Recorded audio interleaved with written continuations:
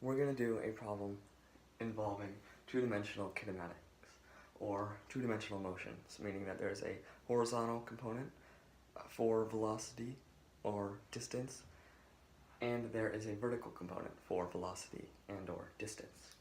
So, we have a problem here. So, bolt was fired directly horizontally at an initial speed of 6 meters per second at a height of 1.5 meters. And so we want to find our horizontal displacement.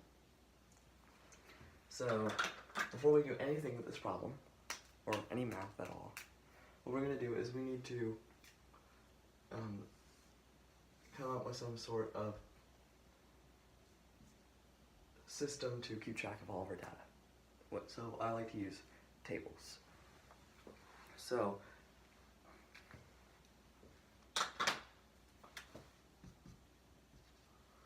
we have our horizontal components and our vertical components for this problem.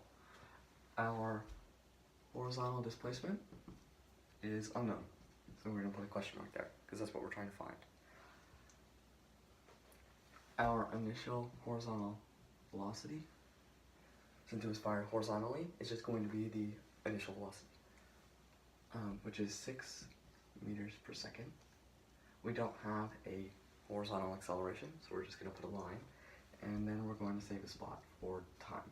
We don't know any time currently, but we're going to save a spot for it, because that's what we're probably going to be needing to find out. And so now we're going to find our vertical components. So our vertical displacement is, it ends at 0 meters and it starts at 1.5. So that's 0 minus 1.5, so that's negative 1.5 meters. Our initial vertical velocity is 0 meters per second because it was fired directly horizontally. There is no initial vertical component for the velocity, so it's going to be 0 meters per second. And then our vertical velocity is the acceleration due to gravity, or the gravitational constant, which is negative 9.8 meters per second squared. It's negative because of the direction. We're going to say that up is positive and down is negative. So, negative 9.8 meters per second squared because it's going down. So, now that we know that, we're going to, then we're going to also put a placeholder for time.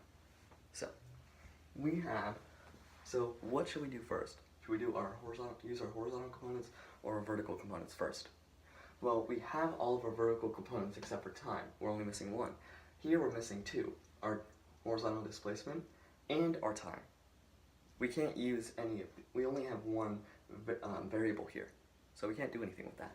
Here we're only missing one, so we can solve for that missing one using our vertical displacement equation. So that equation is delta y, make that a little bit bigger, is delta y is equal to, or vertical displacement is equal to the initial vertical velocity times the time plus 1/2 the vertical acceleration times the time squared. Okay, our initial vertical velocity is 0, so we can just cancel that out. And so now we just need to input our known values, okay, into this equation. And we don't need to use 0 because we've already canceled it out. So we know our vertical displacement is 1.5 meters, and our vertical acceleration is negative 1.5 meters per second squared. Okay. They both have a negative, so we can cancel out the negative. Okay, and so this is 1.5 meters is equal to, so half of 9.8 is 4.9 meters per second squared times the time squared. Now we just need to isolate the time. So the time squared is equal to 1.5 meters over 4.9 meters per second squared. So these meters cancel out, the second squared goes on the top, and so now we just say that the time is equal to the square root of 1.5 seconds squared over 4.9, which is 0.55 seconds.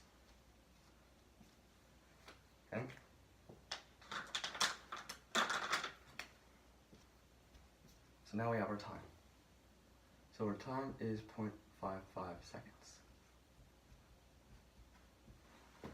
Right there. 0.55, 0.55. So our time is 55 hundredths of a second. Okay?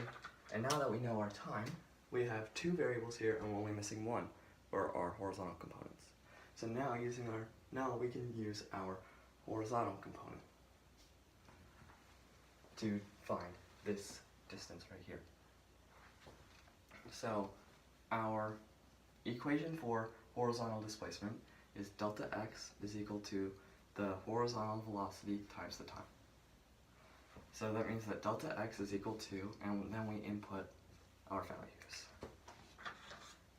So our horizontal velocity is 6 meters per second, and our time is 0.55 seconds. So the seconds cancel out.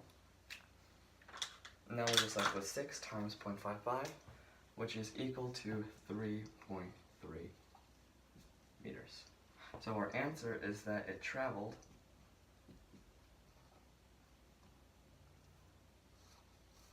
3.3 meters horizontally. It traveled a distance of 3.3 meters. And that's how you solve a two-dimensional motion